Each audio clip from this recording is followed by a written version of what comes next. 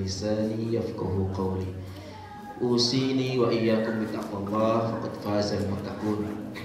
Saya mewasiatkan untuk diri saya sendiri dan untuk kita semuanya, semoga kita menjadi orang yang senantiasa bertakwa kepada Allah Subhanahu wa taala.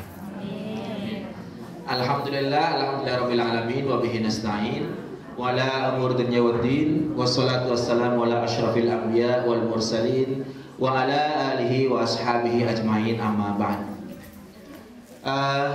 Hadirin sekalian yang saya hormati, kita tentu merasa berbahagia karena kita berada dalam kondisi sehat walafiat. Kemudian yang lebih membahagiakan lagi adalah kita berada dalam kondisi Islam, kondisi iman. Ya, ini suatu nikmat yang Allah karuniakan kepada kita semuanya. Hanya yang menjadi pertanyaan bagi kita adalah, sudah seberapa seriuskah kita dalam berislam, dalam beriman? Mungkin ketika kita melihat populasi Islam, kaum muslimin di seluruh dunia ini kan populasinya besar ya. Urutan berapa ya populasi muslim di dunia ini? 1.700.000. Urutan kedua atau ketiga? Kedua ya. Kedua. Besar ya. Islam ini besar. Sebentar lagi ke satu. Amin. Urutan populasinya besar, artinya jumlah orangnya banyak. Tapi yang mau kita lihat adalah impact-nya besar nggak dibandingkan dengan populasinya yang besar tadi. Jangan-jangan kita hanya besar secara kuantitas, tapi belum besar secara kualitas. Kita sudah berislam ya mungkin, tapi belum beriman. Ya, kita sudah berislam tapi ternyata belum beriman. Kalau berislam mungkin hanya mengatakan ya itu asyhadu an la ilaha illallah yang seperti itu, tapi ternyata itu belum dimasukkan ke dalam hati. Belum masuk ke dalam hati. Nah, ini ungkapan bahwa sudah berislam tapi belum beriman, ini sudah jauh-jauh hari disampaikan oleh Allah Subhanahu wa taala melalui ayat Al-Qur'an. Ya. A'udzu billahi minasyaitonir rajim. Bismillahirrahmanirrahim. Qalatil a'rabu amanna. Katakan orang-orang Arab Badui itu sudah berkata, aku sudah beriman, katanya. Tapi sama Allah dikatakan, dijawab, qul lam tu'minu. Katakanlah kamu itu belum beriman. Walakin qulu aslamna. Tapi katakanlah kamu itu baru berislam saja, belum sampai beriman. Walamma yadkhulul imanu fi qulubikum. Jadi imannya itu belum masuk ke dalam hati. Nah, ini ayat surat Al-Hujurat ayat 14 ini sudah diturunkan 14-15 abad yang silam. Masih berlaku untuk saat ini dan selanjutnya. Jadi ini menjadi pelajaran bagi kita, apakah kita ini sudah sampai ke dalam tahapan iman yang sebenar-benarnya. Jangan-jangan kita hanya baru mengaku, ya aku Islam, aku Muslim, tapi belum betul-betul menjadi seorang mukmin, belum masuk ke dalam hati. Jadi baru sekedar label, baru sekedar ya identitas agama ya. Besar secara kuantitas tapi minim secara kualitas. Nah, ini menjadi peringatan pelajaran buat kita semuanya. Nah, jadi kalau kita ingin betul-betul masuk ke dalam iman yang sesungguhnya, apa yang harus kita lakukan? Kira-kira gimana? Kesabaran. Itu nanti dalam ayat-ayat akan kita bisa kita baca di antara ciri-ciri orang yang beriman, ya, di antaranya sabar. Nah, pada kesempatan kali ini saya ingin menyampaikan ayat-ayat baik itu di dalam Al-Quran maupun dalil-dalil dalam hadis yang menjelaskan tentang ciri-ciri orang yang beriman. Ya, semoga kita bisa mengambil hikmah, pelajaran. Ini tadi saya sampaikan usini wa iyyakum. Jadi aku mewasiatkan kepada diriku sendiri dan kepada kita semuanya agar kita betul-betul beriman yang sesungguhnya. Kenyataan sekarang ini misalnya kasus terorisme apa semuanya labelnya Islam. ISIS, Islam. Tapi belum masuk ke dalam iman. Atau jangan-jangan itu juga bukan Islam sama sekali ya. Bukan Islam sama sekali. Hanya mencoba untuk melabel-labelkan, untuk memberikan nilai atau predikat buruk yang memberikan stigma negatif kepada Islam. Jadi dalam Al-Quran kalau kita telusuri ciri-ciri orang yang beriman itu bagaimana? Di surat Al-Hujurat ayat 10 disebutkan innamal mu'minuna ikhwatun fa aslihu baina akhwaikum wattaqullaha la'allakum turhamun. Jadi ciri-ciri orang yang beriman diantaranya orang mukmin itu, sesama orang yang beriman itu ikhwah, saudara. Jadi kalau kita mengaku kita sebagai orang yang beriman dengan orang yang beriman yang lain, kita adalah saudara. Kalau saudara berarti tidak ada yang namanya saling musuh. Saling menjelek-jelekan, saling menghujat, ya. Tapi yang ada adalah saling membantu. Ta'awanu 'alal birri wat taqwa, saling membantu dalam kebaikan dan dalam takwa. Wala ta'awanu 'alal ismi wal 'udwan, dan jangan bertolong-menolong, jangan bekerja sama dalam al ismi wal 'udwan, dalam berbuat dosa dan permusuhan. Jadi kalau kita mengaku sebagai orang yang beriman atau ingin memperbaiki iman kita, ya kita memang sudah mengaku kita beriman, tapi ingin memperbaiki iman, memang kualitas iman itu kan harus senantiasa kita perbarui, kita perbaiki, ya. Karena apa? Karena selalu naik turun. Al-imanu yazdad wa yanqus. Jadi terkadang kita lagi beriman sekali, tingkat keimanan kita sedang naik, ya. Kita merasa tenang, merasa damai. Tapi ada kalanya kita merasa kok turun gitu keimanan kita, merasa gersang, kok hampa hari ini, kenapa kok galau gitu masa sekarang. Kenapa galau? Kenapa kok tidak tenang? Kenapa gelisah? Nah itu iman kita sedang turun tuh, sedang turun. Nah kalau demikian maka barangkali ya kita perlu memperbaiki ya keimanan kita. Bukan barangkali, kita harus memperbaiki iman. Jadi memang setiap saat kita harus melakukan yang disebut sebagai tajdid, perbaikan, ya pembaharuan dalam diri kita. Karena kan setan tidak rela, ya iblis tidak akan rela kalau melihat kita ini, ya umat Islam, beribadah kepada Allah, berbuat baik, ya. Mereka akan berusaha sekuat tenaga dia untuk menggelincirkan kita. Terkadang saya miris gitu, ya, misalnya melihat sesama orang mukmin gitu saling menghujat, bukan dalam rangka memperbaiki diri, ya, bukan dalam rangka tawasau bil haq wa tawasau bis sabr, bukan seperti itu, tapi ternyata dalam rangka menjatuhkan. Nah ini tidak sesuai dengan apa yang terus dalam Al-Quran sebagai ciri-ciri orang yang beriman. Jadi ciri orang yang beriman kepada orang yang beriman lain itu adalah sebagai ikhwah. Innamal mu'minuna ikhwatun. Jadi saudara.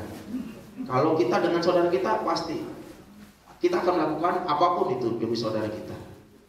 Ketika saudara kita sakit, kita akan menjenguknya, membantunya, ya, mengobatinya. ketika saudara kita bahagia, kita ikut bahagia. Ya demikian yang semestinya dilakukan oleh orang yang mengaku sebagai orang yang beriman, atau yang juga harus dilakukan oleh kita kalau kita ingin memperbaiki iman kita. Di ayat yang lain, ciri orang yang beriman adalah tidak mengolok-olok. Nah ini distatekan lagi, ditegaskan lagi di surat Al-Hujurat juga di ayat selanjutnya. Ya ayyuhalladzina amanu, wahai orang-orang yang beriman, la yaskhor qaumun min qaumin. Janganlah sekumpulan orang, jangan kalian merendahkan kumpulan yang lain. Jadi jangan mengolok-olok. Jadi ditegaskan. Nah, sekarang kenyataannya kita melihat ya, satu kelompok mencemooh kelompok yang lain. Apalah, hanya karena misalnya nggak puas dengan kemarin kita ya baru melakukan hajatan Pilpres, waduh luar biasa, saling hujat, saling caci maki. Apa yang dicari itu apa sebetulnya? Bolehlah kita menyampaikan pendapat kita dalam rangka perbaikan negara kita tercinta misalnya, tapi tidak dengan mengolok-olok, tidak dengan menjatuhkan, tidak dengan apa ya, yang sifatnya caci maki. Kalau kita lihat, kita baca di status sosial Facebook atau apapun itu, lebih banyak yang mencaci maki. Itu karena harus dicaci. Karena maki. La yaskhor qaumun min qaumin. Nah, kenapa tidak boleh? Kenapa kita tidak boleh mencaci maki? Kenapa kita tidak boleh mengolok-olok? Di ayat selanjutnya dilanjutkan. Asa ayyakuna khairon minhum. Jangan-jangan yang kita caci maki itu lebih baik dari kita. Ayo, kena. Belum tentu ya, belum tentu ketika kita mencemooh, ketika kita menghujat, ketika kita menjelek-jelekan, belum tentu kita lebih baik dari mereka. Biasanya gitu. Biasanya lebih kurang. Nah, jadi ini diingatkan dalam Al-Quran. Asa ayyakuna khairon. Jadi barangkali dia lebih baik dari kita. Yang kayak pengamat sepak bola lah, atau penonton sepak bola ya. Wah gimana sih, gitu aja nggak bisa, tinggal tendang doang. Wah kita kayaknya gregetan gitu. Coba main sendiri, bisa nggak? Baru lari mungkin 10 menit ya udah. Alasannya umur atau jarang latihan, ada aja alasannya. Padahal ya ketika dalam permainan, ketika dalam kenyataan, dalam realita, memang ada hal-hal yang mungkin tidak bisa dihadapi oleh si individu tersebut, sehingga yang tadinya dia sudah membawa dengan idealisme tertentu ada terhadang seperti itu. Saya tidak dalam posisi untuk menjustifikasi atau bagaimanapun. Saya hanya ingin membacakan ciri-ciri dari orang-orang yang beriman. Di sini adalah la yaskhor qaumun min qaumin. Jadi jangan mengolok-olok. Boleh nggak kita memberikan kritikan yang mau? Silahkan, asal dengan cara yang baik, dengan argumentasi yang baik, yang sopan, tidak dengan mengolok-olok. Kenapa? Jangan-jangan yang diolok-olok oleh kita itu lebih baik. Jangan-jangan kita lebih buruk dari mereka. Ya, gitu. Jadi kita harus senantiasa memperbaiki iman kita dengan cara seperti itu. Hindari yang namanya mengolok-olok, mencemooh, ya. Karena ya itu efeknya juga sangat buruk. Selain akan merenggangkan persaudaraan. Di ayat tadi, di ayat sebelumnya, innamal mu'minuna ikhwatun. Orang mukmin itu adalah saudara. Jadi jangan sampai cemoohan kita itu nanti akan merenggangkan persaudaraan kita, yang akhirnya kita semakin tidak beriman. Kita semakin jauh dari ciri-ciri orang yang beriman. Jadi semakin la yadkhulul imanu fi qulubikum. Iman belum masuk ke dalam hati kita. Kita baru mau memperbaiki iman kita, baca status sosial terpancing, kemudian kita ikut tadi. Nah, Akhirnya yang tadinya mau masuk iman itu ke dalam hati kita, mental lagi tuh, jauh lagi, gersang lagi hidup kita. Ya, gelisah lagi akhirnya. Minum wala nisa'an min nisa'in asa ayyakunna khairan minhunna. Nah, ini di ayat ini ditegaskan juga, wahai ibu-ibu. Nah, wala nisa'un. Jadi ini ditegaskan lagi bagi para wanita-wanita ini. Jadi mungkin ya, karena wanita suka gosip juga nih ya, sehingga ditegaskan di ayat ini, wala nisa'un min nisa'in asa ayyakunna khairan minhunna. Jadi jangan mencemooh, jangan menghujat, jangan mengolok-olok. Nah, jadi ditegaskan ini di Al-Quran ini, ya, jangan sampai melakukan seperti itu. Ya. Saya hanya dalam rangka menyampaikan apa yang ada di Al-Quran ini. Wala talmizu anfusakum wala tanabazu bil alqab. Dan janganlah mencela dirimu sendiri. Kita juga nggak boleh mencela diri sendiri. Jangan menganggap diri kita lemah. Aduh, aku ini nggak bisa apa-apa. Aku ini. Jadi menganggap orang lain selalu hebat, menganggap diri kita selalu rendah. Itu juga tidak seperti itu. Kita harus dalam posisi yang apa adanya. Ya jangan lebay juga ya. Jangan lebay atau jangan minder lah. Lebay itu aku. Wah, lebay. Gaul dong, Bu.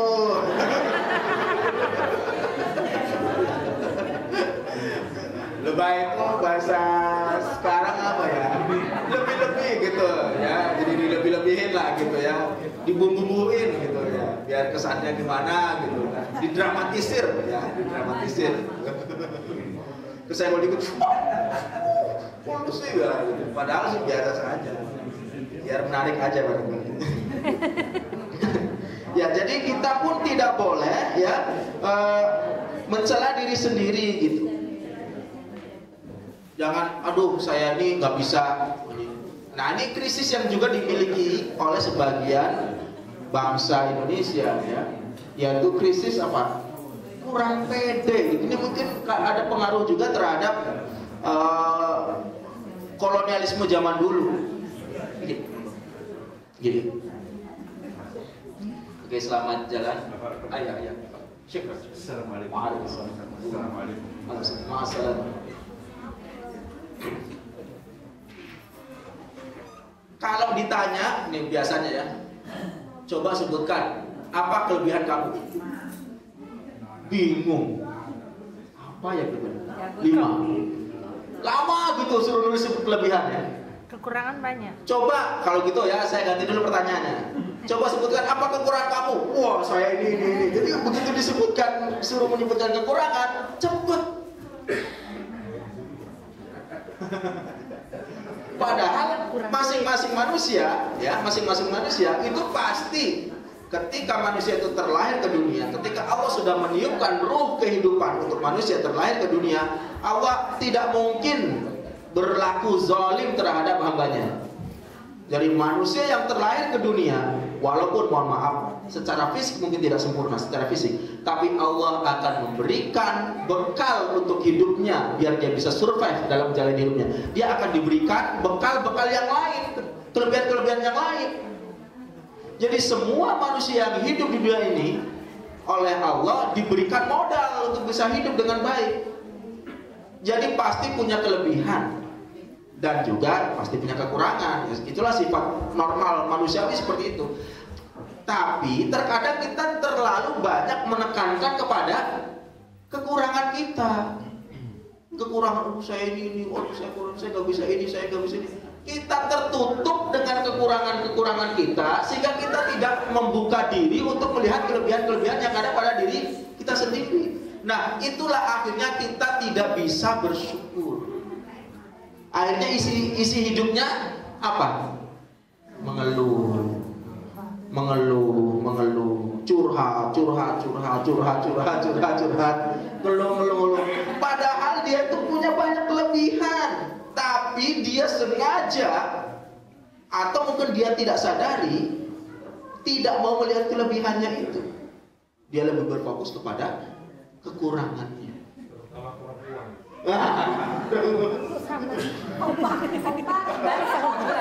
Sama baterainya. Nah, yang seperti ini bukan ciri-ciri orang yang beriman. Sama baterainya. Seakan-akan sok. Nah, kita nih juga terkadang, wah jangan sok gitu. Kita bersikap apa adanya. Jadi tidak lebay, ya, tidak berlebih-lebihan, juga tidak minderan, apa adanya, sehingga kemudian kita bisa menatap ke depan itu dengan apa ya, dengan pede gitu. Ya, saya memang katakanlah mungkin secara materi, mungkin ya secara uang biasa, tapi saya punya kelebihan, saya sehat, saya punya saudara, saya punya jaringan, saya punya apa ya, teman-teman, saya punya networking, saya punya ini, saya punya apa pengetahuan, saya punya ini. Yang itu juga adalah nikmat. Jangan sampai satu musibah tertentu atau satu kekurangan tertentu menutupi nikmat-nikmat Allah yang begitu banyak. Jangan seperti orang yang masuk ke dalam hutan. Dia itu sebetulnya bisa melihat keindahan hutan, ada burung-burung, ada bunga-bunga berwarna-warni, ada apa sungai yang mengalir dengan air jernihnya, tapi matanya tertutup oleh satu pohon di depan dia, sehingga ketika dia ditanya, bagaimana hutan yang kamu kunjungi tadi? Wah, buruk, kenapa? Hitam, gelap. Bentuknya gimana? Wah, keras, kasar. Karena dia tertutup oleh satu pohon. Coba geser pandangan matanya. Oh, ada bunga, ya, yang sedang mekar, warnanya cerah. Oh, geser sebelah sini ada air yang mengalir, airnya jernih, ada ikan-ikannya yang sedang berenang. Oh, melihat ke atas burung-burung. Ma'ajimala, betapa indahnya, ya. Ada matahari, ya, yang menyinari, membuat kita menjadi segar, ya, menjadi kuat. Itu tidak, kenapa kita tidak syukuri juga? Karena kita hanya terfokus pada satu kendala yang berada di hadapan kita, yang saat itu barangkali sedang berada di hadapan kita, dan kita sudah berhenti di situ. Nah, jadi orang yang hanya isinya mengeluh, aduh saya itu nggak bisa ini, saya itu nggak bisa ini, terus itu aja pikirannya ke situ aja, ya sudah, dia akan terjerembab, dia akan terperosok dengan masalahnya itu, dan akan semakin masuk ke dalam masalahnya itu, dan akan semakin susah untuk keluar. Apa yang bisa dilakukan? Hei, bangunlah, lihatlah sebelah kanan, sebelah kiri, ke atas, ke bawah. Bersyukur, coba. Ternyata masih banyak nikmat-nikmat Allah yang juga melekat, ya, yang juga sampai kepada diri kita, tapi kita terlupa untuk melihat itu. Nah, itu jadi diingatkan dalam aturan ini, ya. Jangan kita mengolok-olok diri kita sendiri, jangan menganggap diri kita rendah, apa adanya saja. Ya, jadi jangan menganggap orang lain rendah, jangan mengolok mereka, juga jangan menganggap rendah diri kita sendiri. Bangsa Indonesia dulu kelamaan dijajah barangkali, ya. Kelamaan dijajah. Jadi selalu merasa di bawah gitu. Udah gitu zaman kerajaan dulu, zaman feodal gitu. Menghadap raja harus ngesot dulu. Iya kan? Ada harus nunduk dulu. Gitu. Seakan-akan ya apa ya, dia tuh rendah dan harus merendahkan diri. Tidak seperti itu, ya. Apa adanya saja, ya, apa adanya saja. Kita punya kekurangan, kita akui punya kekurangan, kita perbaiki itu, tapi kita juga punya kelebihan. Nah, dengan cara seperti itu maka kita berhadapan dengan bangsa manapun, kita tidak minder. Oke, saya dari Indonesia, saya datang ke sini, saya bisa ini, saya bisa ini, saya bisa ini. Ternyata bangsa-bangsa yang tadinya kita anggap lebih hebat, ketika kita berinteraksi dengan mereka, mereka juga punya kekurangan kok. Nah, jadi jangan memposisikan diri kita sebagai bangsa rendahan. Nah ini sudah ada dalam Al-Quran. Ya. Kemudian wala tadabasu bil alqab, dan jangan memanggil dengan panggilan-panggilan yang buruk. Ya, kasih apa panggilan-panggilan si apa? Si Boncel, si siapa? Si Hitam, si ini. Ya. Karena yang seperti itu ya termasuk bagian dari itu juga kan, dari mencela juga. Ya. Jadi dihindari yang seperti itu, ya. Oke. Di ayat berikutnya dari ciri-ciri orang yang beriman masih dalam surat Al-Hujurat ayat itu. Jadi ayatnya berentet itu. Jadi kita tidak boleh berprasangka. Ya ayyuhalladzina amanu ijtanibu katsiran minadh-dhanni inna ba'dadh-dhanni ismun wala tajassasu wala yaghtab ba'dukum ba'dha ayyuhibbu ahadukum ayyakula lahma akhihi maitan fakarihtumu wattaqullaha innallaha tawwabur rahim. Jadi ciri-ciri orang yang beriman yang lainnya adalah orang-orang yang beriman, jauhilah istanibu katsiran minadh-dhanni, berprasangka. Jadi kita tidak boleh prasangka. Jadi orang-orang yang beriman itu adalah senantiasa menjaga dirinya dari prasangka buruk. Ada orang yang lewat terus ngeliatin dia, lucunya nih lagi ngincer saya nih. Ini lagi. Kita lagi duduk di tram, ada dua orang yang sedang ngobrol. Wah, ngomongin gua nih, lagi ngomong saya. Jadi seakan-akan ya apa yang ada di sekitar kita itu ya adalah membicarakan diri kita, menganggap diri kita, memperhatikan kita. Ya boleh jadi GR. Tapi ternyata yang buruknya adalah berprasangka. Jangan-jangan dia sedang ini nih, jangan-jangan dia sedih. Jadi kita menganggap perilaku orang yang di sekitar kita dengan perilaku yang buruk. Nah ini nggak boleh. Jadi istanibu katsiran minadh-dhanni, hindarilah perilaku berprasangka buruk itu. Kenapa? Inna ba'dadh-dhanni ismun, sesungguhnya sebagian besar dari prasangka itu dosa. Pak, gimana pekerjaan jaksa, pekerjaan reskrim itu kan dengan asumsinya adalah ini ada kesalahan, ini ada curiga. Ya, memang tidak semua prasangka itu buruk. Untuk orang-orang yang bekerja dalam bidang hukum, ya perlu ada asumsi-asumsi seperti itu, ya. Tapi untuk yang lainnya itu buruk. Makanya disebutin di sini inna ba'dadh-dhanni ismun, sebagian besar daripada prasangka itu dosa. Ya, karena kemudian yang muncul dalam diri kita itu adalah perasaan membenci mereka, menganggap mereka rendah. Kemudian akan terlihat juga dalam pancaran muka kita, ya, bagaimana kita kemudian ketika berhadapan dengan mereka, sehingga mungkin mereka menjadi tidak suka dengan apa yang kita lakukan. Berkaitan dengan dzon ini memang terkadang ada irisan, tapi kan yang saya sampaikan, yang saya ini kan adalah ada baiknya juga. Nah, itu nanti kaitannya dengan ghibah, ya, kemudian fitnah. Nah makanya hindari, sebaiknya kita menghindari, karena omongan-omongan yang buruk itu, prasangka yang buruk itu, ya, akan membawa kita kepada ghibah, dan ternyata kalau yang kita sangkakan itu adalah salah, fitnah, dan fitnah itu lebih kejam dari membunuh.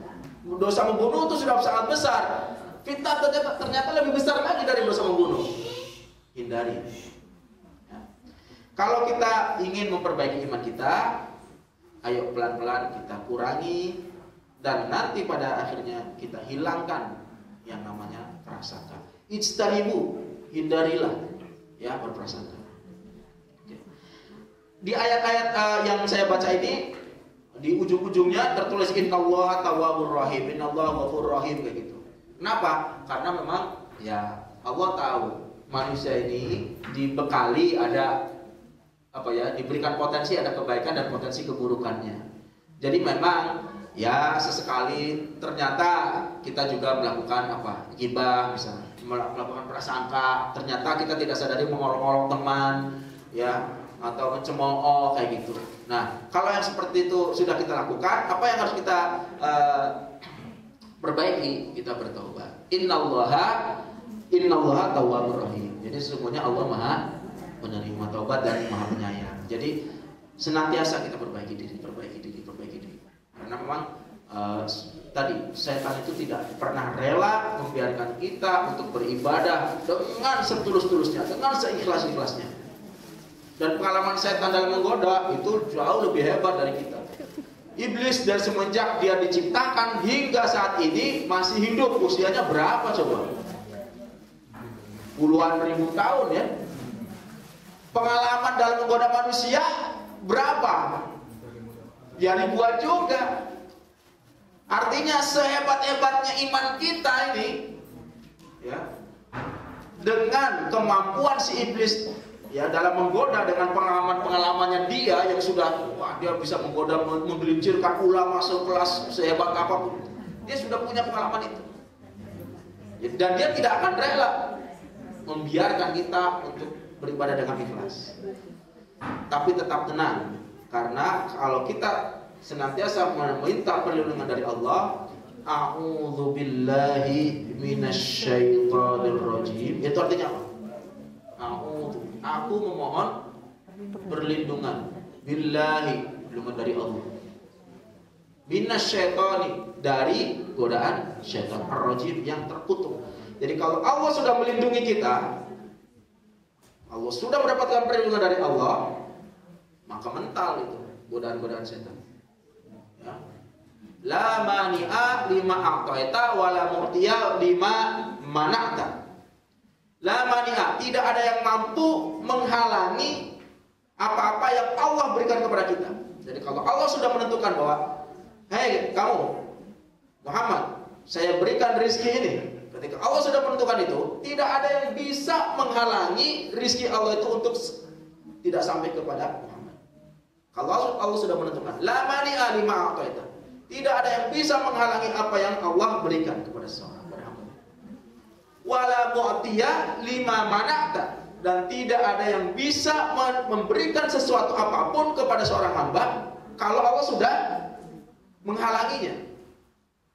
Jadi kalau Allah sudah menghalangi, sudah melindungi hambanya, godaan macam manapun, kekuatan macam manapun, iblis sehebat dia dengan segala pengalaman dia, dengan usianya yang begitu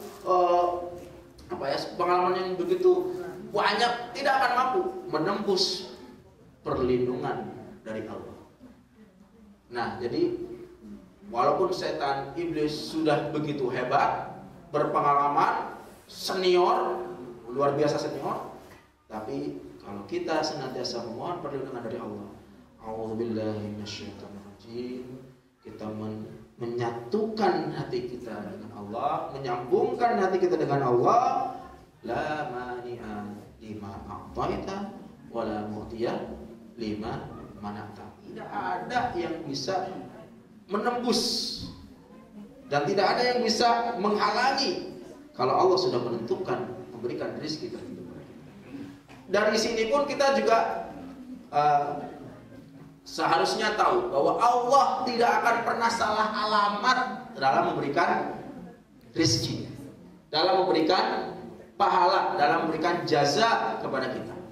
Jadi misalnya saya berbuat baik nih, kemudian ada kolega saya yang saya lihat biasa-biasa saja, tapi kenapa kok karir dia lebih hebat, lebih moncer? Jangan-jangan Allah salah alamat nih ngasih pahalanya, ngasih jazanya nih. Jangan, mestinya saya yang naik jabatan, kok dia nih? Nggak boleh seperti itu.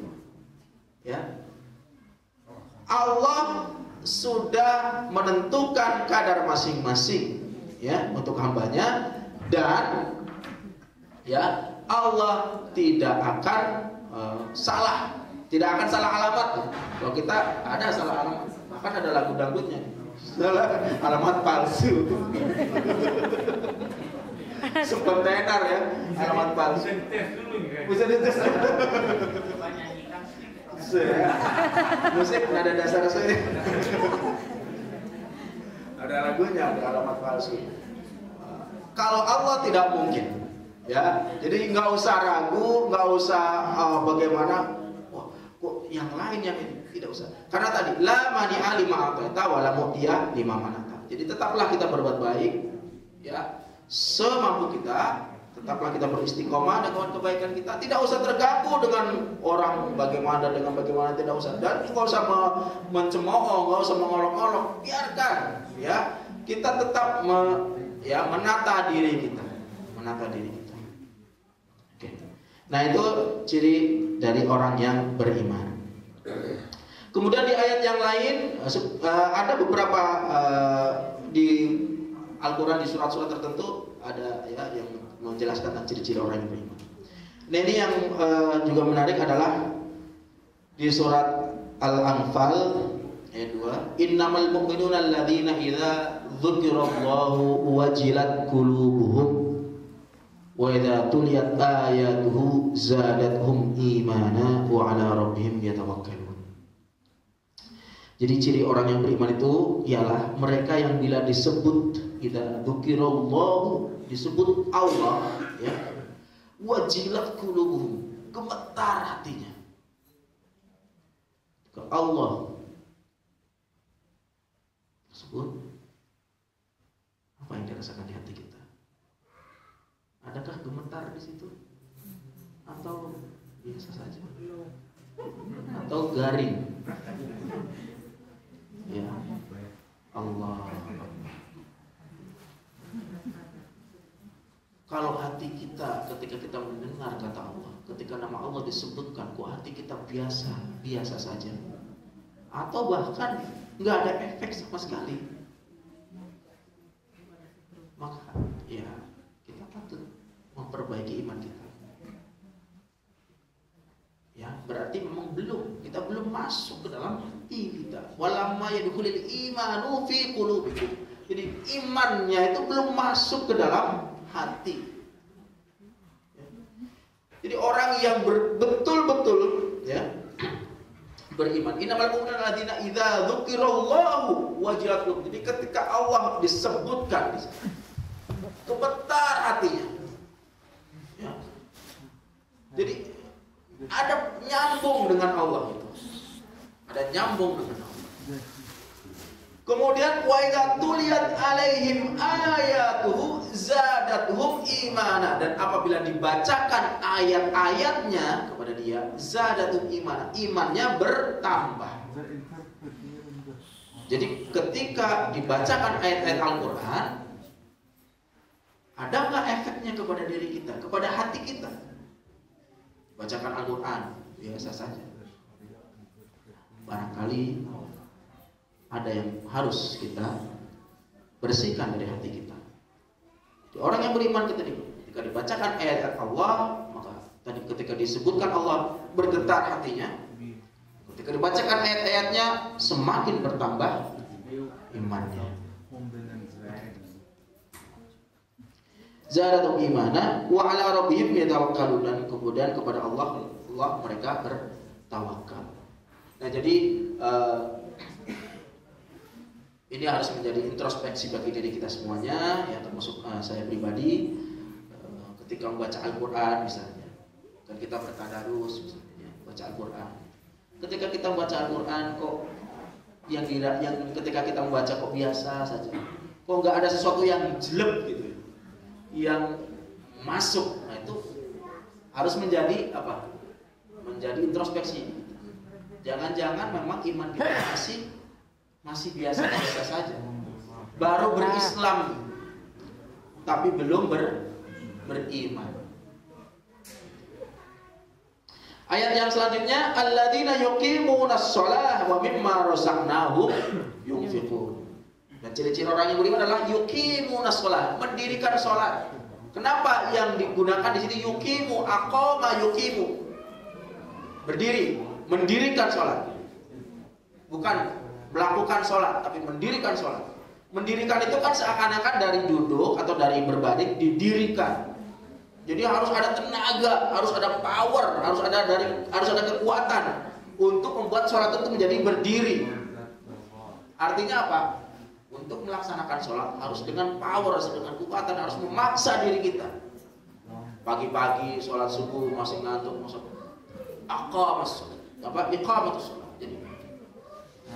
Jadi dikuatkan diri kita, powernya dikeluarkan untuk bisa mendirikan sholat. Siang-siang sedang kerja, kemudian capek dan sebagainya, dirikan sholat. Ini adalah ciri-ciri orang yang beriman. Jadi jangan sampai kita terlena, kemudian kita terlupa dengan urusan dunia sehingga sholatnya terlupakan. Wa mimma razaqnahum yunfiqun, dan dari sebagian yang dirizkikan oleh Allah kepada kita, yunfiqun, mereka menginfakkannya. Mimma itu sebagian saja. Jadi nggak usah semua, sebagian kecil, ya, sebagian kecil yang kita terima dari rezeki Allah kita nafkahkan. Nah, ini ada masjid ya, bagian itu tafsirannya 10 atau 20 euro tadi sebagian. Per bulan. Kita punya ladang nih, ladang akhirat. Ya, kita punya ladang akhirat. Terkadang orang-orang yang punya harta itu juga kesulitan untuk menyalurkan rizkinya atau zakatnya atau infaknya, karena yang disalurkan itu si penerimanya itu kita belum tahu, belum yakin benar ini kira-kira berhak atau enggak, ini mustahik atau enggak, kira-kira saya menafkahkan ke mereka itu kira-kira bermanfaat atau enggak. Misalnya para pengemis di jalanan gitu kan, ketika kita memberi itu sebetulnya apakah bermanfaat atau malah memberikan mudarat, karena ternyata si pengemisnya menjadikan mengemis itu sebagai profesi. Dan tidak hanya itu, ternyata ada yang memanajenya, ada manajernya. Di setiap perempatan lampu merah itu, ya, kan lampu merah sana 3 orang. Di ujung sana ada si remannya, tatoan. Memanage gitu, memantau. Dan setiap hari harus setoran. Setiap hari si anak itu, si pengemis itu harus setoran. Misalnya 200.000, 300.000 harus itu. Kalau belum tercapai setorannya, dia tidak boleh keluar dari itu, tidak boleh istirahat, tidak boleh kembali untuk istirahat berteduh gitu, harus berada di lampu merah. Itu investigasi yang seperti itu banyak sekali terjadi. Jadi orang-orang yang ingin menginfakkan di jalan Allah terkadang bingung juga, ini jangan-jangan yang saya sampaikan ini adalah bukan yang memberikan manfaat tapi madarat. Bahkan di beberapa daerah tertentu sudah ada perdanya itu, dilarang memberikan sumbangan kepada peminta-minta. Udah ada perdanya ya. Jakarta dan mana itu ada lagi. Nah,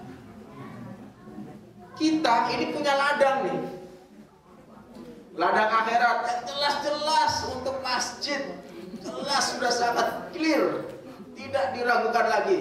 Insya Allah dalam rangka membangun rumah ibadah.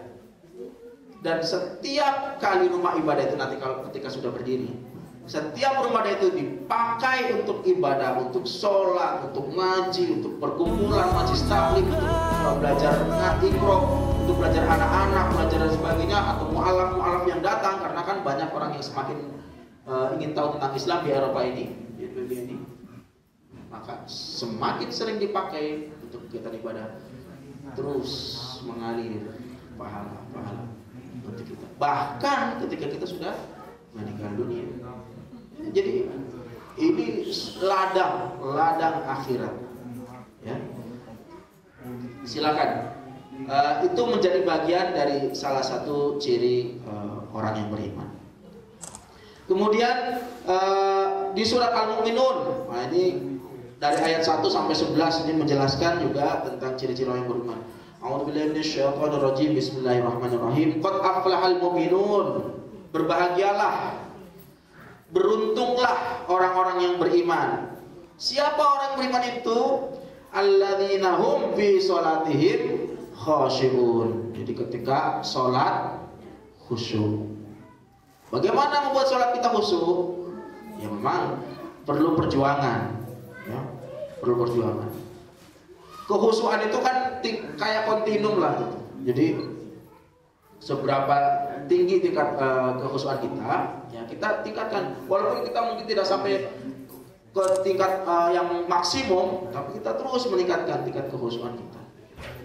Paling tidak, ya sebelum sholat kita sudah menyiapkan diri kita untuk menghadap kepada Allah dengan sebaiknya. Jadi jangan sampai sholat dengan terburu-buru, ya. Kemudian masih ada sesuatu yang nanggung, kemudian kita tinggalkan dulu, akhirnya kan jadi terganggu pikiran kita atau fokus kita. Atau masih ada pekerjaan yang belum selesai, kita selesaikan, tapi betul-betul kita hentikan, tapi niat kita betul-betul lillahi ta'ala. Makanya ketika sholat itu kan ada yang namanya takbiratul ihram. Takbiratul ihram itu sebagai awal penanda sholat kan? Apa artinya takbiratul ihram itu? Takbir ya, Allah Akbar. Ihram itu artinya apa? Mengharamkan. Apa yang diharamkan? Yang di luar perbuatan sholat. Semuanya haram. Haram dalam kaitannya dengan sholat. Jadi ketika kita sudah takbiratul ihram, Allahu Akbar, yang di luar sholat sudah haram, nggak boleh. Makan di luar sholat haram, ya. Baca SMS, terima telepon, ya, atau mendengarkan musik, atau ketika ada suara atau apa yang di luar sholat itu menjadi haram bagi si pelaku sholat. Makanya disebut sebagai takbiratul ihram. Di luar itu, di luar perbuatan sholat, perlakuan sholat menjadi haram. Jadi kita hanya fokus kepada sholat saja. Jadi maknailah ketika kita takbiratul ihram itu Allahu Akbar, menyatu. Sholat itu kan mi'raj, menyatunya kita dengan Sang Khalik, komunikasi dengan Allah. Jadi kalau kita sholat tapi masih kepikiran tugas, bayaran, pikiran macam-macam, berarti takbiratul ihramnya belum ihram itu, ya. Masih ada yang menyelinap masuk ke dalam sholat kita. Padahal itu di luar dari dari perbuatan sholat. Itu sangat mungkin terjadi pada diri kita. Saya sering mengalami itu, bukan hanya sering, kayaknya ya pada di setiap sholat ada saja gangguan-gangguan itu. Nah, lalu apa yang harus kita lakukan? Ya kembalilah kepada hakikat sholat yang sesungguhnya. Satukan lagi. Ya, hati kita kepada Sang Khalik, menyatu. Oke. Fi sholatin khashi'un walladzina hum 'anil lagwi mu'ridun, yang meninggalkan perbuatan dan perkataan yang sia-sia. Ya, perkataan yang sia-sia, perbuatan yang sia-sia, tak perlu kan? Tinggalkan. Jadi yang dilakukan apa? Yang bermanfaat saja. Hanya melakukan yang bermanfaat. Yang tidak ada manfaatnya, tinggalkan. Kata Bung Roma gitu, begadang kalau nggak ada manfaatnya. Begadang kalau ada manfaatnya boleh saja. Tidak ada manfaatnya nggak bisa. Jadi yang tidak ada manfaatnya, yang sia-sia, ya, yang sia-sia tinggalkan. Perkataan, perbuatan yang sia-sia tinggalkan. Walladzina hum lizakati fa'ilun, yang membayar zakatnya. Kemudian yang li furujihim hafidun, menjaga kemaluannya, jadi tidak berzina, ya. Kemudian walladzina hum li amanatihim wa ahdihim ra'un, menjaga amanahnya, menjaga janjinya. Janji amanah, ini orang-orang Eropa di sini sangat terlihat ya perilaku menjaga amanahnya, menjaga janjinya. Nah, kita orang beriman mestinya harus lebih lagi dalam menjaga amanah dan menjaga janji. Nah, jelas tertulisnya. Walladzina hum 'ala sholawatihim yuhafidun, jadi menjaga salatnya. Kemudian mereka itulah ulaika humul warisun, Yang tadi disebutkan itu orang-orang yang mewarisi. Mewarisi apa? Alladzina yarisunal firdaus, yang mewarisi surga Firdaus. Wa hum fiha khalidun. Mereka akan kekal di surga Firdaus. Paradise. Firdaus. Jadi orang-orang yang seperti itu yang akan menjadi pewaris. Pewaris apa? Pewaris surga Firdaus. Amin ya Rabbal Alamin. Semoga kita bisa menjadi pewaris yang mewarisi surga Firdaus. Nah, itu dari ayat-ayat Al-Quran. Sebetulnya masih ada lagi, tapi gak usah banyak-banyak lah, karena setahap demi setahap, ya, setahap demi setahap. Dalam hadis ada nggak ciri-ciri orang yang beriman? Ada juga dalam hadis. Dalam hadis saya bacakan secara singkat saja ya. An Abi Hurairah radhiyallahu anhu, anna Rasulullah sallallahu alaihi wasallam qala, "Man kana yu'minu billahi wal yawmil akhir falyaqul khairan aw liyasmut." Barang siapa yang beriman kepada Allah dan hari akhir, maka falyaqul khairan, berkatalah yang baik. Jadi kata-katanya yang baik. Aw liyasmut, atau diam. Jadi kalau nggak bisa berkata baik, mendingan diam. Nggak usah ikut-ikutan ngomong yang buruk-buruk. Yang lain ngomong buruk, kita jangan. Kita ngomongnya yang baik-baik aja. Kita belum bisa ngomong yang baik, diam. Falyaqul khairan aw liyasmut. Jadi katakanlah yang baik, omonglah yang baik. Kalau belum bisa, diam. Itu lebih baik daripada ngomong yang buruk, mencederai kemanusiaan kita, mencederai ya kehormatan diri kita, juga melukai orang lain. Yang lain lagi, maka yu'minu billahi wal yawmil akhir falyukrim jarahu. Barang siapa yang beriman kepada Allah dan hari akhir, maka hendaklah dia memuliakan, menghormati jarahu, tetangganya. Tetangganya. Kenapa tetangga? Dialah orang yang terdekat dengan kita secara fisik. Kita sakit, ketika kita ada kebutuhan, ketika kita ada apapun itu, ya orang yang terdekat lah biasanya itu. Ya, akan melihat lebih awal. Jadi kalau kita dengan tetangga kok buruk hubungannya, kita nanti akan mengalami kesulitan sendiri. Jadi ciri-ciri orang yang beriman, menghormati tetangganya. Yang lain lagi, maka yu'minu billahi wal yawmil akhir falyukrim dhaifahu.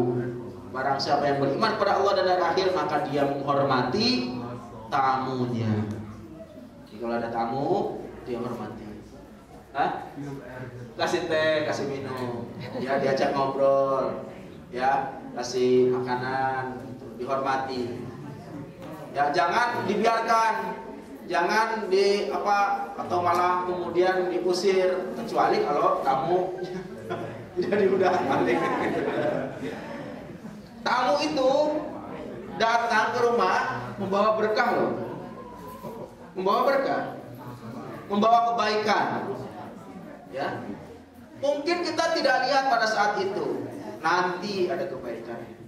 Makanya diperintahkan ini dalam hadis, falyukrim dhaifahu, hormati tamumu.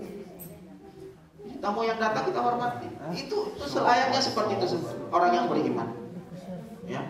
Bahkan ada kisah dulu di zaman Nabi, zaman sahabat itu, karena saking ingin menghormati tamunya, padahal dia itu punya makanan hanya untuk porsi dia sendiri. Tamunya dia ingin dihormati, ingin kasih makan. Akhirnya caranya gimana? Makanan cuma satu porsi. Dia kalau dia ngasih ke tamunya nggak enak loh makan sendiri. Tuan rumahnya masa nggak makan? Tapi mau dibagi dua, kok nggak pantas, sedikit banget ya porsinya, karena itu porsi satu orang. Dimakan dia, masa tamunya nggak dapat ya, dan itu juga tidak menghormati tamu. Pikir-pikir sampai dia berpikir keras dalam rangka ingin menghormati tamunya. Lampunya, zaman dulu kan, kalau sekarang kan pakai ini tinggal switch gitu. Dulu pakai lampu minyak gitu, jadi kecilin itu, kecilin, jadi ketak-ketik gitu. Itu sengaja. Kemudian dia sengaja jalan seakan-akan angin ada kipas gitu kan, supaya lampunya mati. Aduh, maaf nih lampunya mati nih. Tapi nggak apa-apa ya, yang penting kan kita bisa tetap makan malam kan. Oh iya ya, dihidangkanlah itu makanan. Tidak kan yang piring ada makanannya untuk si tamu. Untuk dia sendiri piring kosong. Tapi ya kayak ada suara seakan-akan makan gitu. Yuk, silakan. Semakluk. Semakluk eaten. Zonder betalen. Gratis. Jadi si tamu makan dengan lahap karena memang dia belum makan. Padahal dia belum makan. Dia melakukan itu dalam rangka apa? Menghormati tamunya. Ingin menghormati tamunya. Dia rela malamnya tidur dengan kondisi lapar. Dia rela tamunya yang makan makanannya. Ini ajaran yang luar biasa. Ya. Nabi Muhammad menyampaikan ini kepada sahabat-sahabatnya dan sahabatnya kemudian menjalankannya karena memang dia ingin menjadi orang-orang yang betul-betul beriman. Ya, kemudian terakhir saya ingin membacakan lagi satu hadis. Al-mu'minu lil mu'mini kal bunyan yashuddu ba'dhum ba'd. Jadi mukmin satu dengan mukmin yang lain itu saling menguatkan. Ya, saling menguatkan satu dengan yang lain. Ya, jadi itu beberapa ciri-ciri orang yang beriman, baik itu dalam Al-Qur'an maupun dalam hadis, yang semoga kita bisa mengambil hikmah. Ya, saya dalam kapasitas ingin menasihati diri saya pribadi dan juga kita semuanya, semoga kita mendapatkan pelajaran dari ini dan semakin meningkatkan keimanan kita, ya, supaya iman betul-betul masuk ke dalam hati kita. Kalau ada kekurangan, kekhilafan, mohon maaf, dan billahi taufiq wal hidayah. Wassalamualaikum warahmatullahi wabarakatuh. Waalaikumsalam warahmatullahi wabarakatuh.